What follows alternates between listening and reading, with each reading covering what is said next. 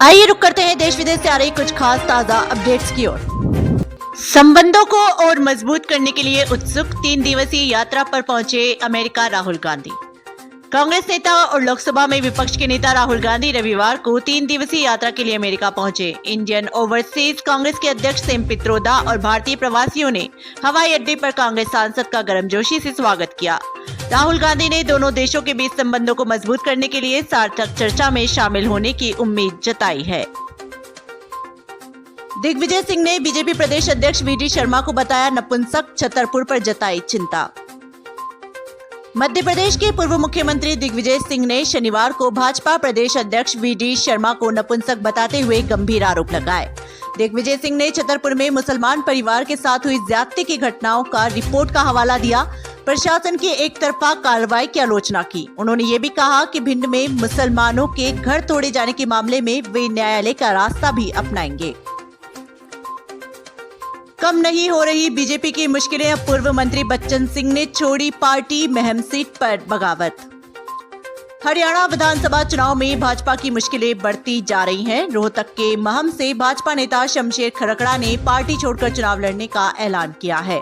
बता दें, यमुनानगर से बीजेपी प्रदेश कार्यकारिणी सदस्य देवेंद्र चावला ने भी पार्टी से इस्तीफा दे दिया है। वहीं अब पूर्व मंत्री बच्चन सिंह आर्य ने भी बीजेपी को अलविदा कह दिया है। भाजपा को 25 से 30 सीटों पर बगावत देखने को मिल रही है। अमित शाह गृह मंत्री हैं, पर उन्हें नहीं पता कि अनुच्छेद 370 अब भी संविधान का भाग है, बोले आलोक शर्मा। चुनावी राज्य जम्मू कश्मीर में आर्टिकल 370 को लेकर शुक्रवार को केंद्रीय गृह मंत्री अमित शाह ने कांग्रेस पर निशाना साधा था और उसे बीता हुआ कल कहा था। हालांकि इस पर कांग्रेस के राष्ट्रीय प्रवक्ता आलोक शर्मा ने आईएनएस को खास बातचीत करते हुए भाजपा पर पलटवार किया है। उन्होंने कहा कि अमित शाह केंद्रीय गृह मंत्री है, लेकिन उनको समझ नहीं आता कि आर्टिकल 370 अब भी संविधान का हिस्सा है। ब्रजभूषण कोई राष्ट्र नहीं, जंतर मंतर पर बीजेपी ने बिठाया था, बोली विनेश फोगाट।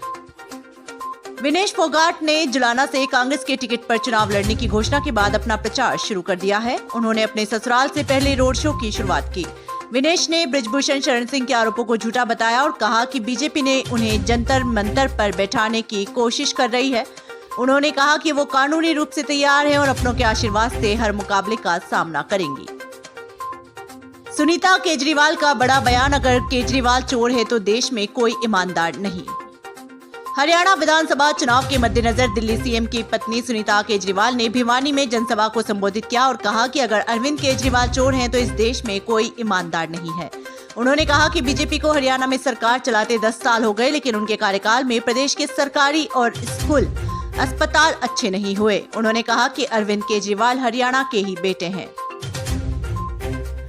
सुल्तानपुर मुठभेड़ पर भड़के राहुल, बोले वर्दी से खून के धब्बे साफ होने चाहिए। कांग्रेस नेता राहुल गांधी ने यूपी के सुल्तानपुर में मंगेश यादव के एनकाउंटर पर सवाल उठाए हैं। सांसद राहुल गांधी ने कहा कि बीजेपी शासित राज्यों में कानून की धज्जियां उड़ाई जा रही हैं। इस मामले को लेकर उन्होंने मंगेश के परिवार के हवाले से पूछा, कौन जिएगा और कौन नहीं, इसका फैसला अदालत करेगी या फिर पुलिस। राहुल गांधी ने सभी संदिग्ध एनकाउंटर की निष्पक्ष जांच की मांग की है।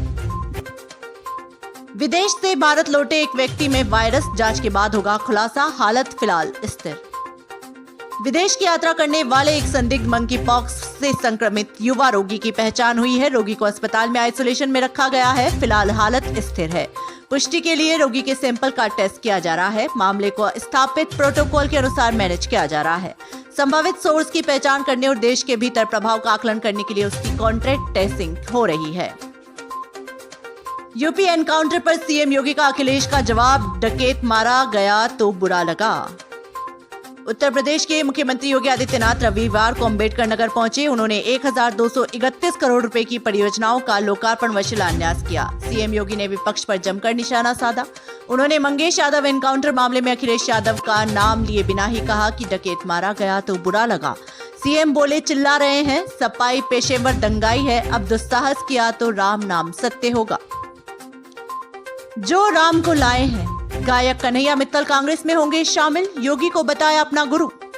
हरियाणा विधानसभा चुनाव से पहले प्रसिद्ध भजन गायक कन्हैया मित्तल कांग्रेस पार्टी में शामिल होने जा रहे हैं। उन्होंने कहा कि कोई एक दल सनातन नहीं है, अन्य दल भी हो सकते हैं। बता दें कि उनका गाना जो राम को लाए हैं हम उनको लाएंगे बहुत लोकप्रिय हुआ था। कन्हैया मित्तल ने कहा है कि उन्होंने कभी बीजेपी ज्वाइन नहीं की, लेकिन भाजपा के लोग उन्हें जो राम को लाए हैं गाने के लिए बुलाते थे।